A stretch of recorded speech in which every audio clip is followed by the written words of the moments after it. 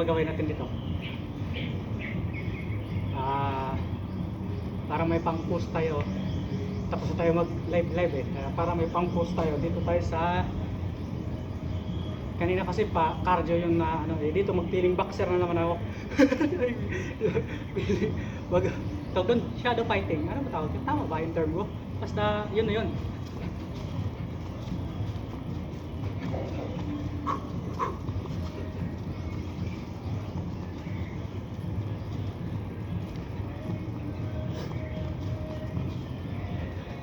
Parang wrong grammar ata yun pinagagawa ko. Kaya yun na.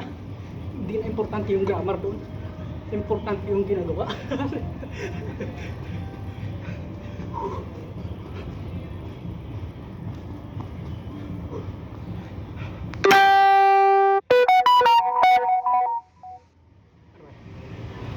Sabayan ko ng kaunting galaw ng balikat.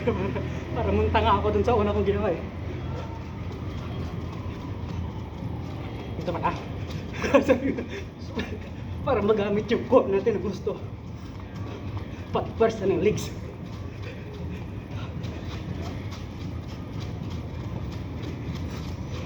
Ano naman to? Di na to light cardio, head cardio na to.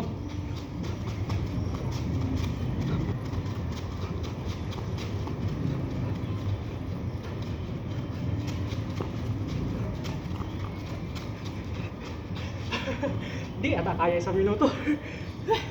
Pusha.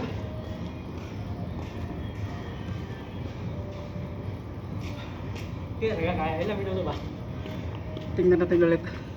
Try kung kaya ba isang minuto. Okay. Hit ka na dyan. Isang minuto.